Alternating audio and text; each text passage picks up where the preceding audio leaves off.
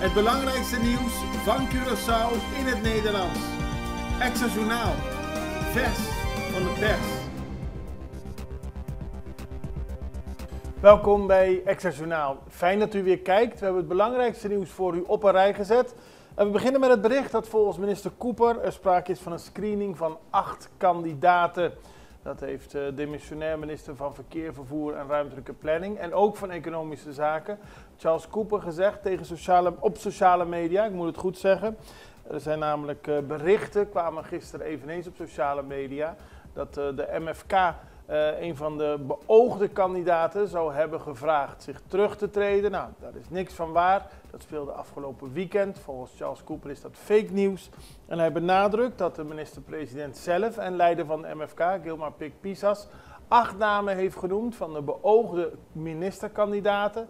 En dat zijn ook de mensen waarvan nu een screening wordt uitgevoerd. Daarbij gaat het om Pisas zelf, minister Javier Silvania, Charles Cooper, Citré van Heijdorn, Charity America Francisca, de huidige statenvoorzitter, Charlton Hato, Kimberly Louyantai en Roderick Middelhoff. Dat is het beoogde team van de 8 ministers die Curaçao, als alles goed gaat krijgen.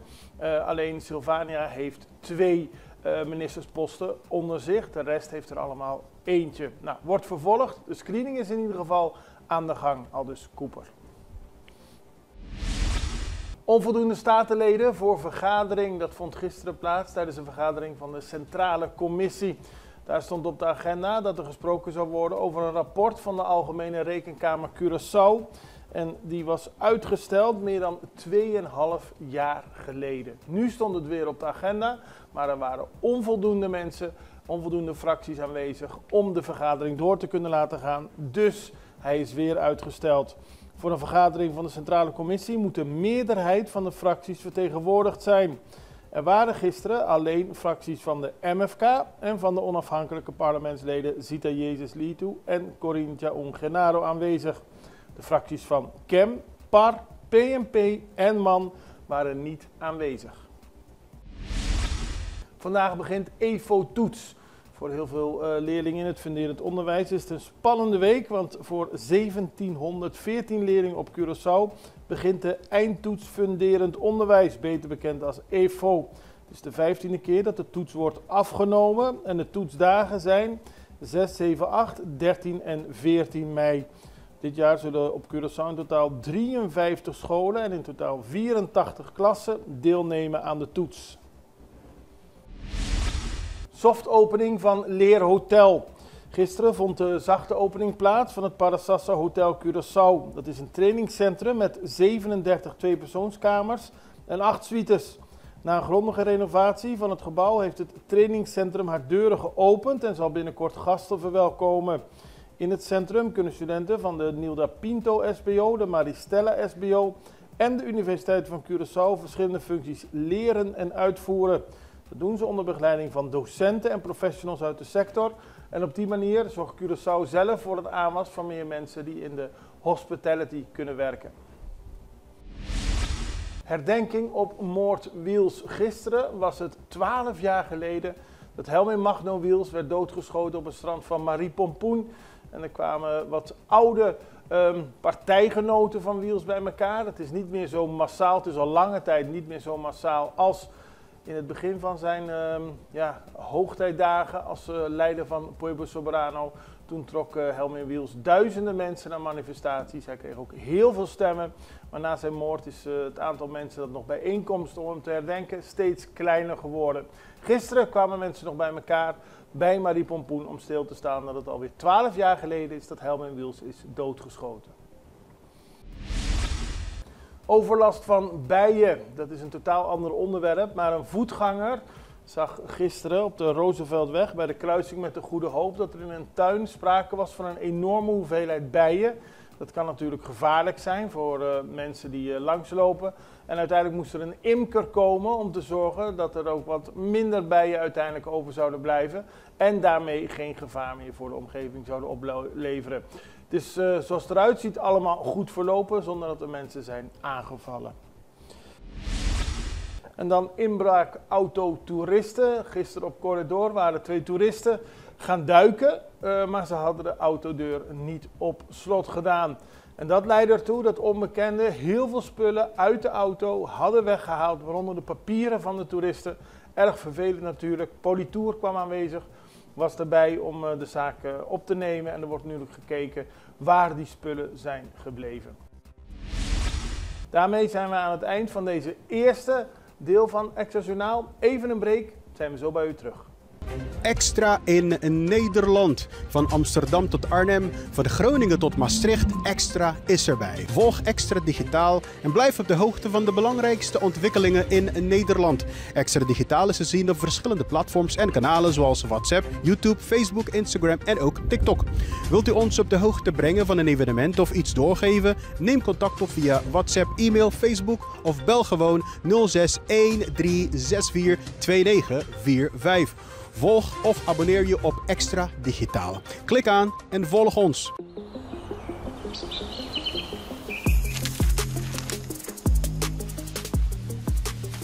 Welkom op Curaçao, een van de mooiste eilanden in de Caribië, een ware parel. En het is een eiland waar je van heel veel zaken kunt genieten. Van de natuur, van de zee, van het eten, van de mensen en zoveel meer.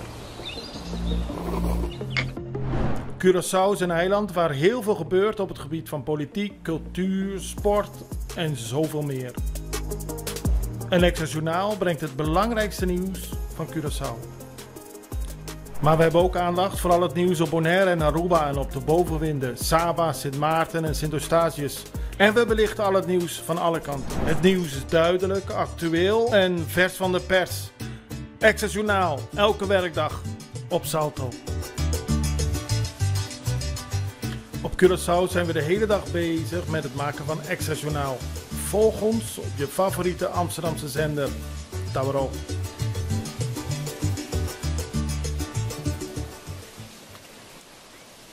We hadden gisteren de eer om aanwezig te zijn bij het Chinese consulaat. Dat is een plaats waar je niet vaak komt, maar was afgesproken om een interview te hebben met Mr. Wang. Dat is de plaatsvervangend consul-generaal van China hier op Curaçao. Die covert alle 6 Caribische eilanden van het Koninkrijk.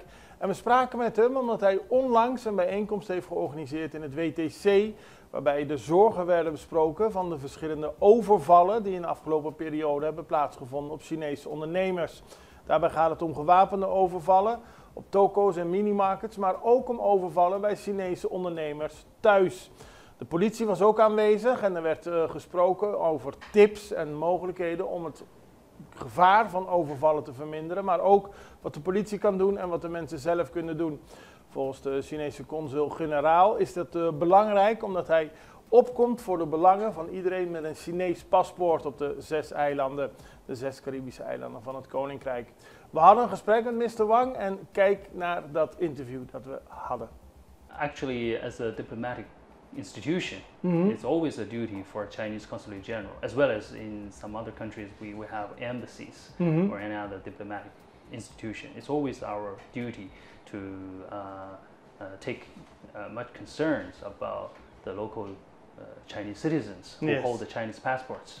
Their safety, you know, for the first thing, their safety and the legal interests and rights are always affecting the hearts of their relatives in the motherland. And being a diplomatic institution who represent the Chinese government, you know, Chinese government is always taking care of the Chinese people. And these local citizens, local overseas Chinese citizens are extension of the Chinese population outside the country. So we represent the Chinese government. So it's logically, it's very natural logic to see our duty to take account of that and be concerned and take real action to protect their safety, to maintain the close working relationship with the local government and relative agencies. But what can the Council of China do? You're talking about real action. What can the Council of China do in that sense, in this topic? Just as what we did in the last month. Firstly, we got the news and we promptly extend the sympathy and visit the Chinese victims who hold Chinese passports. We need to learn what really happened from the mouth of these real victims to learn. and then we consulted with the local police. Just I have told you previously, I extended the invitation from the Consulate General, and he came and we exchanged talks and we discussed a lot. Yes. We discussed a lot how to facilitate the criminal tracing and how to share the better advices to these local Chinese businessmen to prevent more businessmen from being robbed again and again. Yes. Yeah. So and also on April, just last month, April 22nd, I think, with the much support of the local police and media, Nelly, and the local Chinese associations, we hosted a consular protection conference in WTC. It's rather successfully held, and 5 investigation team members of KPC They were present and make a very good and detailed presentation to make analysis, such as making analysis of the current social security situation, and I think they also mentioned the criminal cases number about next year or the year before last. Yeah. So it's a very detailed one, and Yes. and show what the local Chinese businessmen should do, giving some useful tips, such as you have to take care of your camera appliances and make Not only have the cameras, but like really working cameras as well. Yes, actually they made a representation in Pavimento. Pavimento. This is actually proposed by me on purpose because most of the local Chinese have been here about 20 years, 30 years, just like you. So they can be very fluent in Pavimento. Yes. But I can't. So I got this information after the conference.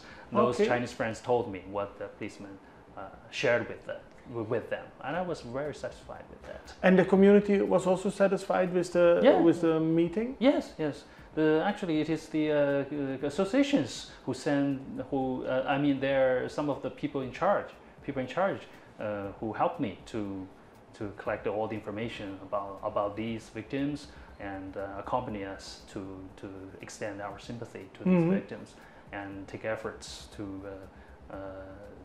get the representative of the Chinese entrepreneurs here in Curacao to attend the conference.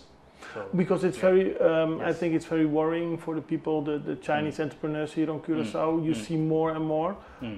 You see the attacks on the shops, but also at the local homes people get violated. Yes. That's something very worrying, I assume. Yes, yes. For example, in the first case in which I extend the sympathy promptly after the case happened, it was a mother with 2 daughters. Actually, they left their stores and went back home, and they were tailed. They're tailed by a group of gangsters, 3 young men, and all masked.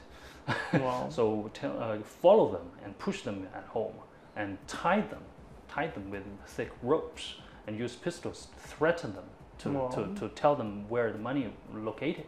So it's quite shocking. Yes. Oh, I think even a man, because the mother's, their father, the daughter's father's, the woman's husband was in China now, so there's no man. But even there were men there.